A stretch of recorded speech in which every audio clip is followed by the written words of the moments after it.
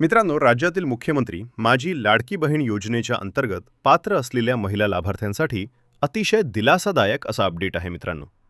ज्या महिला लाभार्थ्यांची केवायसी झालेली होती, दुरुस्ती झालेली होती आणि ज्यांना नियमितपणे हप्ते येत होते, अशा महिला लाभार्थ्यांचा थकीत असलेला मार्च महिन्याचा हप्ता हा त्या लाडक्या बहिणींच्या खात्यामध्ये वितरण व्हायला सुरुवात झालेली आहे. आता ज्यांनी केवायसीची दुरुस्ती एप्रिलमध्ये केलेली अशा महिला लाभार्थी, याचबरोबर ज्यांचे काही कारणास्तव हप्ते आलेले नाही, अशा महिला लाभार्थ्यांच्या हप्ते मात्र अद्याप देखील वितरण करण्यात आलेले नाहीत. लवकरच त्याच्या संदर्भातील अपडेट देखील समोर येईल आणि या योजनेच्या संदर्भातील जे जे अपडेट येतील ते अपडेट आपण सविस्तरपणे जाणून घेण्याचा प्रयत्न करणार आहोत.